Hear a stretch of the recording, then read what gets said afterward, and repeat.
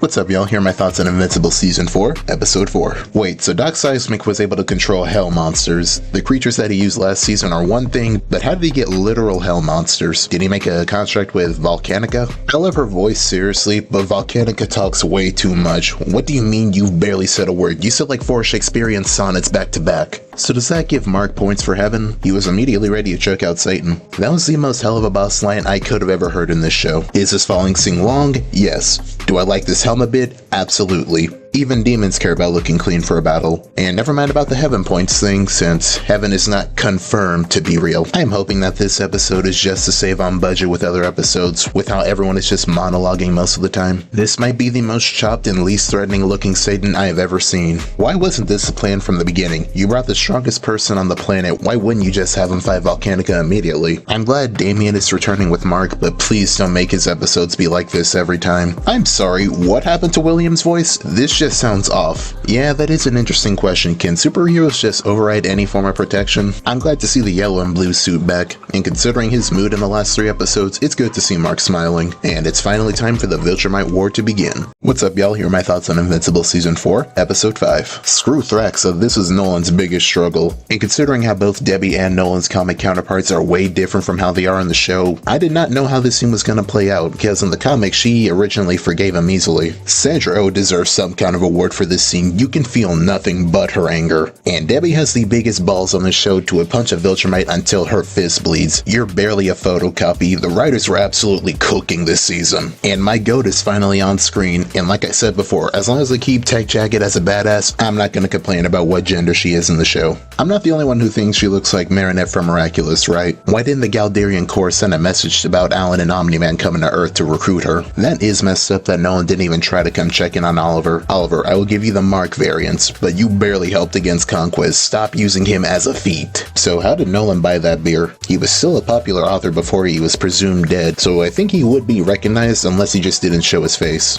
First Debbie and now art clocking Nolan with I only dress heroes. I don't think the show is trying to ship them due to Oliver's rapid aging. Alright Nolan, you're up there with Mako with biggest fumbler for losing someone that looks at you like this. Time to stand ready for the rematch. 2 of them technically if you counting Luke Kane. When Mark gets back, if he chokes out Cecil again, I'm fully on board with it. I got Red Rush flashbacks watching this. That's what I like to see, Mark. Get his ass. Oliver, you're not built for this. Please go home. And what is with this weave? Eve did 90% of the work. Even Conquest knew it. Did Conquest just pull a I told you that in confidence? I can already see the memes with this frame. He and Conquest are on equal footing in this entire fight. Last time Conquest threw a punch, he was sent flying. This time he's actually tanking these hits. I guess the black and blue suit was making him weaker. I can't show any of this, but Mark is a dog for fighting through everything Conquest did in this scene. I'm normally good with gore, but I had to pause for this scene. I actually felt like I was gonna gag. I'd be disappointed if Mark didn't beat the absolute shit out of Cecil when he gets back. He had to go through all of this just for information Cecil never got. What's up, y'all? Death Battles Bakugo vs. Rose released today, so here are my thoughts. I'm gonna lightly touch on some spoilers for the Chainsaw Man manga, so if you are not caught up, you have been warned. This is the quickest Death Battle cast matchup to get an episode, and it all started because the Rose movie came out and sparked a debate on Twitter. Not a complaint, just an observation. And I know people didn't like this matchup because there are better matchups for Bakugo, but who else do people want? Rexplode? Also, both of their fighting styles are a good mix of speed, power, and range that it was never gonna feel boring to watch. And after over a decade, Death Battle has finally done it and explained what exactly a ton of TNT is. It doesn't matter how long Rose can last if she can't heal faster than the damage that Bakugo can put out. And I think this might be one of the best finishing moves in Death Battle recently. Overall, the episode was great. The soundtrack and animation were amazing. It captured exactly how I think this matchup would go. It was fast, mostly in the sky, not to mention a lot of huge explosions. And next up is Gru vs. Megamind, but those are just my thoughts. Let me know what y'all think. What's up, y'all? And I saw a post saying Team Mario in Super Mario Bros. Z has 0% win rate, but 100% aura, and I can't believe it's actually right. If you don't know what Super Mario Bros. Z is, it's a Flash Sprite series created by Alvin Earthworm, and a series I gaslit an entire generation about how much of a fraud Mecha Sonic really is in the Sonic games. The story follows Shadow, Sonic, Mario, Luigi, and Yoshi in the Mushroom Kingdom looking for the Chaos Emeralds to beat Mecha Sonic. Mecha Sonic in this series is the iconic Metal Sonic that after too many defeats merged with every prototype Metal Sonic to become Mecha Sonic, who then goes on to kill the Sonic cast and destroy Mobius, besides Sonic and Shadow. To stop Mecha Sonic, Sonic, Sonic and Shadow teleported the Chaos Emeralds to a new dimension. Mechasonic then teleported to said dimension, and Sonic and Shadow followed him, where the two then meet up with Mario and Luigi and later on Yoshi to stop him. Now, as supposed to, they have a 0% win rate. They don't have a single win against any named characters. They even lost to the Koopa Bros one time. Yoshi tried to fight Mechasonic alone one time, and while he was doing his best to survive and even got some hits in, Mechasonic then proceeded to turn him into a yo-yo. This is gonna be a hot take, but Shadow was the worst one on the team. He wasn't even Shadow the Hedgehog, he was Mr. Friendly Fire. He didn't give a damn about his teammates whenever it was a team battle. He would even kick his own teammates into the enemy just to get a free hit in. And Team Mario could have won against the Axum Rangers and Koopa Bros in that three-way fight if the battle didn't get interrupted. And then there's a fight between Mario and Basilisk, which was bull because Mario was whooping his ass the entire time, but then Basilisk pulled a human shield move with a Luigi. I can't believe I'm saying this, but I think Team Mario was a group of frauds. But let me know what y'all think. What's up, y'all? I saw this post asking, how would you rank the turtles from weakest to strongest? Unless it's gonna be Donnie, no question. Unless you're giving him his machines and other gadgets, he isn't really matching the others in any way, shape, or form. He doesn't really have that many outstanding feats in power or speed, and his reaction time is around the same as the others, so Donnie wouldn't have an edge in that either. Also, he's the only one whose weapon is made of wood that other people have broken consistently time and time again. Next up is a little difficult to decide between Raph and Mikey, so let's break it down. Splinter said that Mikey has the most talent of all the turtles, and Raph is physically the strongest, and the two have polar opposite fighting styles, Mikey's being more wild and unpredictable, and also being the most agile turtle, while Raph on the other hand is just pure brute force and can dish out a ton of damage and is arguably the most durable turtle. So at number 3, I'll give it to Mikey. He's the Gohan of the turtles, meaning that he can match Leo and Raph in bursts, but is too inconsistent to say he's above either. And Raph goes to number 2 for being the only turtle to consistently match Leo whenever they fight, even if the latter wins most of their sparring matches. Obviously in first place is Leo with no contest. We're talking about the only turtle that can constantly trade blows with and in bursts match Shredder in a 1v1. And Splinter has said that Leo's the most skilled turtle, but those are just my thoughts. What do y'all think? What's up, y'all? Here's my thoughts on The Boys Season 5, Episode 1. And we're starting out strong with the Flight 37 video. I thought this was going to turn into that dream sequence in Season 2 for a second. How did Ashley become Vice President when she was also marked to get killed last season? Is it because she's a soup? And never mind, this is Homelander we're talking about. That's the reason. Talking about media censorship in this day and age. I'm probably going to say this a lot throughout this season, but can you call it a parody or exaggeration when it actually happens IRL? Wait, does anyone know Frenchie's actual name?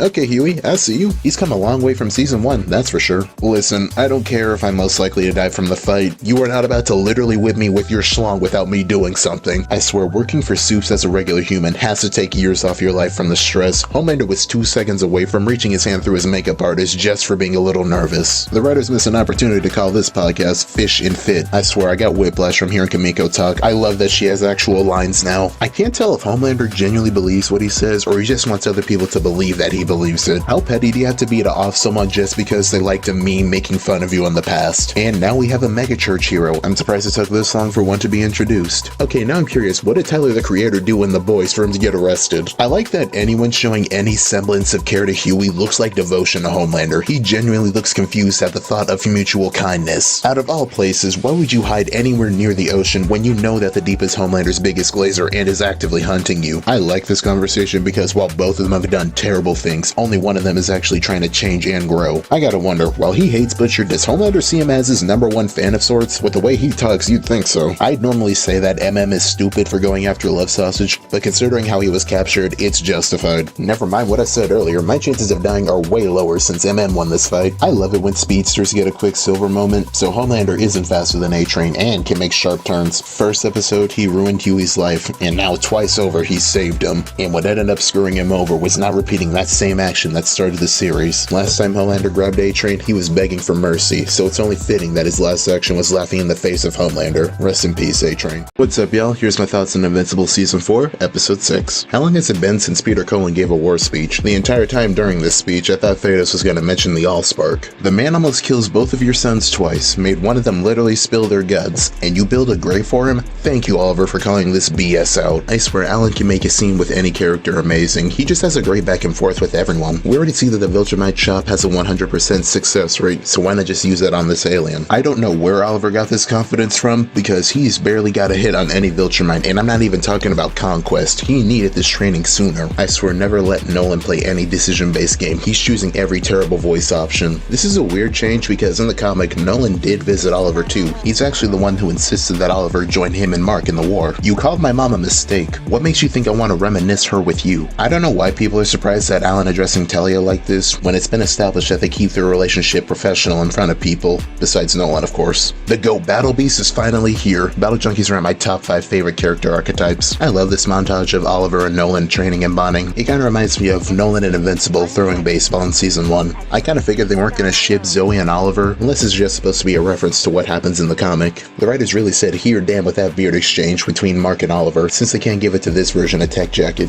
Well, I wasn't expecting the receptionist to be the mole. At least it wasn't someone obvious. Before you get mad at Tech Jacket getting whooped, the comic version didn't do any better and did just as much as Zoe did. Thrax's voice is fine to me, although I did always imagine him as Michael Ironside, but those are just my thoughts. What do y'all think?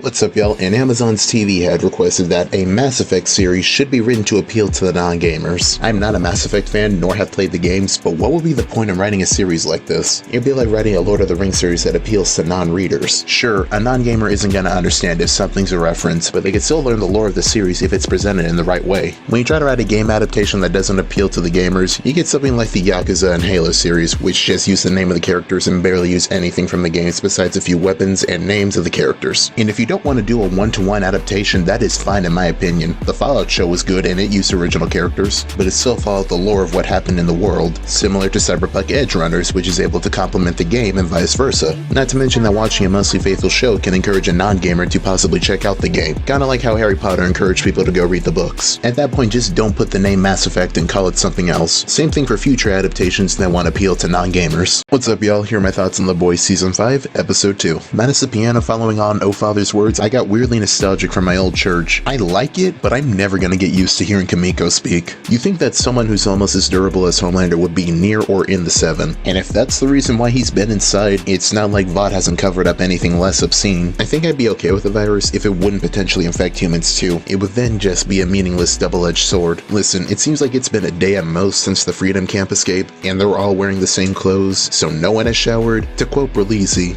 "This is so musty." Again, I can't tell if Homelander genuinely believes what he says, because did he forget that A-Train has a brother? He sent Deep and Noir after his family too. Did he just switch up on OG Noir? You know, the one that was more valuable than A-Train, Deep, and Ashley put together? So does the fat get turned into more rocks, or is it just the skin getting pushed out by the internal fat? I miss having Jensen Ackles as Soldier Boy last season, and this opening scene with him is a bit weird because in the comic, he and Homelander were well involved, although they weren't related in the comics. So did they replace New Noir already, or is he just too scared to talk near Homelander since last season? So does Compound V just get you into anything that's related to your power? And never mind about that fat comment. One gross question, how did his shoulders grow then? I've seen enough, forget Jenna Ortega, get this girl to play Raven in a DC movie. I know it's coming soon, but one of these Sage scenes is gonna include a laser through her skull if she keeps clocking Homelander like this. Okay, so Huey and Butch are gonna fight at the end of this season, got it. I was laughing for a solid minute watching Soldier Boy run slowly. He did not want it enough. So her power is a tumor that can help read minds, but it also gave Ashley a second voice in her brain that she sees on the back of her head. And I just got one question, is the face real or just in her head? Yeah, Deep ain't making it out of this season alive, is he? So Soldier Boy is partially immune because of V1. I wonder if the virus nerfed him at all. What's up, y'all? And one of my biggest anime hot takes is that the power of friendship trope isn't bad, or rather people have a double standard when it comes to this trope, because no one gets it harder than Fairy Tail when there's others that do the same thing. Everyone and their mother will say that Fairy Tail is the worst case scenario for this trope, but people forget that it's stated several times that magic is amplified by emotions, which isn't uncommon to see because something similar exists in 90% of shonen. I don't hear anyone getting on DBZ when Goku literally has a spirit bomb, a move that requires him to draw power from the universe, or if they have any to spare, the Z Fighters. And don't forget how Goku and Gohan turned into Super Saiyan 1 and 2, let alone Super Saiyan God in Dragon Ball Super. Or even better, I don't see anyone talking about Soul Eater when quite literally the biggest power-up a Meister can get is Soul Resonance, which requires them to match wavelengths with their partner. I don't hear anything about One Piece when Luffy beats Zoro V1 because he hears his friends yelling for him, or he flashbacks to his crew, or whoever was the island companion for the arc. You could literally go to any character that has an inner demon or spirit that doesn't hate them and put them in this trope. And don't get me started on Yu-Gi-Oh! And that Heart of the Cards BS that never gets brought up whenever people debate about which series has the worst case of power of friendship. And it isn't even getting power from their friends most of the time, it's just an adrenaline boost because these characters just want to protect their friends. Even then, it's barely power of friendship, it's just plot armor, plain and simple. In general, nothing I mentioned do the protagonists win just because they are friends. And I don't have an issue with this trope at all, and every example I use is fine to me, but we need to stop this double standard when it comes to this trope. But those are my thoughts. What do y'all think? What's up, y'all? Here's my thoughts on Invincible Season 4, Episode 7. We finally get to see how Thetis defected from the Empire, but this just shows Viltrumite hypocrisy with how their solution to others showing their own strength is just genocide. Nah, that is bull, so me dying by getting jumped is a weakness? This society sucks, even the kids are jumping each other. Also, how is anyone supposed to know when the purge was over? Once again, Peter Cullen gets everyone hyped with the war speech. I've seen people say chill on Oliver, but he keeps talking shit about other Viltrumites when he doesn't even have a dub against anyone. This interaction is going to spark another week of shipping debates, isn't it? It is a crime that Battle Beast hasn't had more lines or interactions in this series. I forgot to say this last episode, but goddamn Thetis is jacked. This is the closer we're getting to Nolan saying I love you verbally. See, Tech Jacket is useful for the war even if she needed the darts. Come on Mark, where's that energy you had against Conquest? Battle Beast is the definition of jokes onto you, I'm into that shit. Side note, but I gotta wonder, how would Battle Beast do on the Ragnar planet? Thrax saw the fraud allegations people made last episode and knew he had to prove why the comic fans were hyping him up.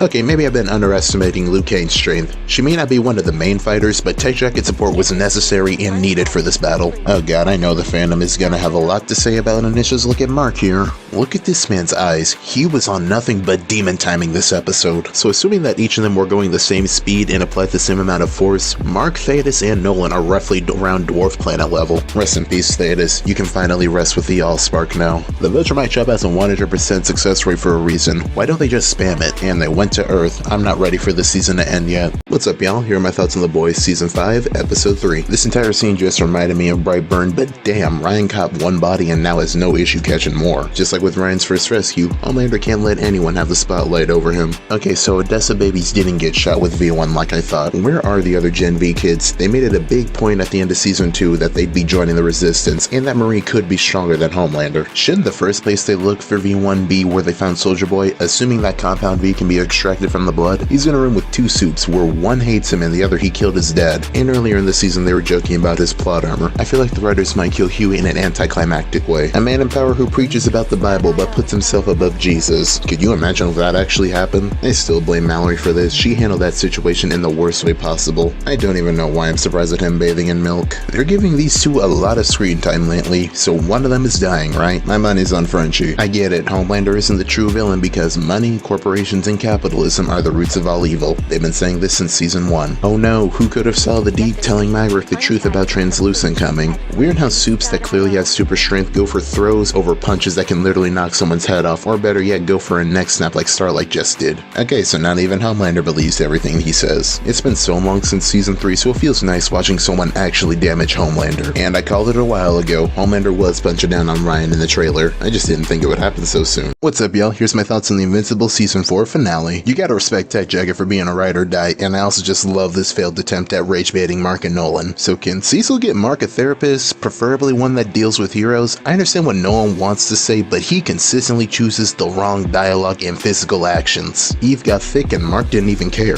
You know, I always knew there was something I liked about Mark. Working as a gunman for the GDA must pay well because they have to deal with stuff like this on a daily basis. Using Mark and Oliver as an example is one thing, but while Nolan did change, that was after centuries of serving the Empire, and Alan has seen firsthand every atrocity that he's committed. Ugh, I was hoping that they would do this on screen, or at least wait till next season to break up, but I actually liked Paul. This scene proves people who think Mark doesn't care about Eve's feelings and only uses her as someone he can vent to wrong. But seriously, next season he needs a lot of therapy and not blame himself for everything that happens. I hope someone calls out Cecil because he didn't make it any easier for them out there by keeping Conquest alive. It's odd that Cecil, aka Mr. Everyone Deserves a Second Chance of all people, isn't taking Nolan's offer to rehabilitate on Earth. Finally, Cecil gets Mark a therapist. I've been asking this for a long time, but the first thing I would have done to Mark's shoes is choke out but not kill Cecil for that whole Conquest thing. Now that Lucan is in a suit, I can finally say this. Top 5 answers on the board. Survey says...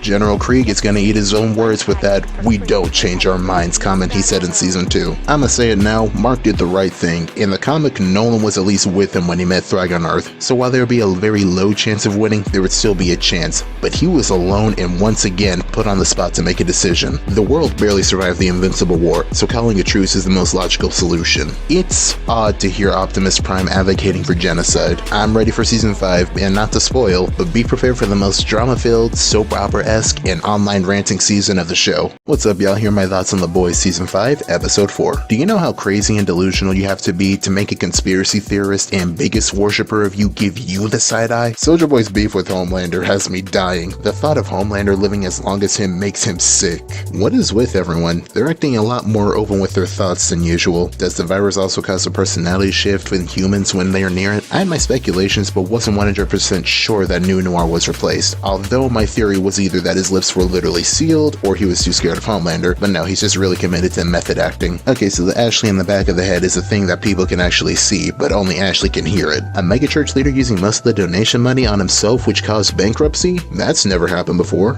Wait, Worm is actually important to the Vought staff? I thought he was just some random soup that turned into a 4chan Redditor built shut-in. The so-called father engaging in idolatry to a man that essentially runs the country. So did the writers peer into the future when they wrote the season, or they saw it coming a mile away? I am hoping that Stormfront isn't actually Homelander's egg donor. He's already unstable as is, and it might actually give him even more mommy issues. Seriously, what is with everyone? Did the virus make all their intrusive thoughts come out? It kinda reminds me of Bad Samaritan from DC. One of my favorite parts from Gen V Season 2 was the talk that Sam had with his parents, and while they loved him, they just didn't know how to raise a soup with mental issues. It's obviously not the same circumstances, but I get a similar vibe with the scenes with Starlight and her dad. What do you mean, why would someone take more V1, Huey? You do remember that A-Train was addicted to regular Compound V and used it as a steroid. I never thought I'd see the day where Huey would be beating MM in a fight. Okay, so intense radiation is a soup's weakness. A lot of Kimiko and Frenchie's screen time this season. One of them is definitely gonna die, and are they seriously breaking up now after the bull they put us through last season? What's up, y'all? And after rewatching the Viltrumite War, I need people to chill off Zoe for being useless when Oliver is right there. Before we get onto Oliver, people are underrating what Zoe brought to the table. Killing a season 1, maybe 1.5 level Mark isn't crazy in the grand scheme of things, since season 2 Mark was able to overpower Thula. So saying she would be able to fight a seasoned Viltrumite was crazy, especially when it took her a day to beat the Mark variant, so that's on me. Second of all, she helped in other ways, like helping Alan stow away after the ambush until they could rejoin the coalition. And when she got those darts, she was able to debuff the Viltrumites and left them open for Alan to one-shot them. Zoe wasn't the main fighter, but she did her job in the support role. You could say her only contribution was fixing Space Racer's helmet, but then again, whose gun did they need to destroy Viltrum? Now let's get on to Oliver and his Vegeta levels of overestimating himself. He is not built for this life and deludes himself into thinking that he is better than he actually is. I can ignore the "I fought Conquest" comment because he got 2 hits in and he didn't say that he won the fight, but the second time he's talking about "we killed you once" when he knows full well that Mark and Eve took care of him, I can't let it slide. And then have the audacity to try and call ISO only to get smacked and almost get done in like Red Rush. You think during those 2 months of training with Nolan that he'd learn his limits, but then the battle on Viltrum makes my head hurt with his decision making. Even before the battle he was talking shit about Thrag. Does he live up to the hype? Meanwhile his only solo kill is against the Mahler twins. And then during the fight he chooses to fly around the Viltrumite that is probably within this kid's weight class to try and fight Thrag, only to get his jaw broken and arm ripped off. I can't feel bad for this kid. Listen, I don't care if he's retired, they should have gotten the Immortal. He already showed that he can breathe in space, and without Viltrumites on Earth he is actually the strongest hero, or even get bulletproof pretty much anyone that isn't Oliver. But those are just my thoughts, what do y'all think? What's up, y'all? I saw this post asking who would win in a fight between Captain America and Soulja Boy. I hate to say this, but Soulja Boy is beating Steve in a fight. Obviously between the two, Steve was an actual soldier who has fought in actual battles. Soulja Boy on the other end only has basic combat training and only been sent on a handful of assigned missions. Steve is fast enough to keep up with the car and definitely has the stronger shield of the two. And that's where the advantages stop, except maybe strength. Soulja Boy was strong enough to throw a Benz through a house, and Steve was able to hold a helicopter to stop it from moving. But even if you give Cap strength, it wouldn't do anything since Soulja Boy can just tank every hit that Cap would dish out. To start, Cap isn't even bulletproof, and we see this at the end of Winter Soldier where Bucky shoots him. Meanwhile, soups that are weaker than Soulja Boy have 10 gunshots to the head. Cap has survived falling from a tall tall building, yes, but he had to use his shield to absorb some of the impact, which is what vibranium does best. Meanwhile, Soldier Boy has survived the fall from a taller building without needing a shield. And let's not forget the radioactive elephant in the room. To people saying that Soldier Boy's radiation wouldn't fry the serum out of Cap, even if that's true, being superhuman doesn't make you immune to radiation. A weaker and less focused blast that didn't charge for long was able to destroy a building and a bit of an intersection. Steve could theoretically outrun any blast because it takes a few seconds to charge and he isn't stupid, or a shield could just protect him completely. In short, Cap doesn't have a way to damage Soldier Boy, but Soldier Boy has ways to damage Cap, giving him the win. But those are just my thoughts. What do y'all think?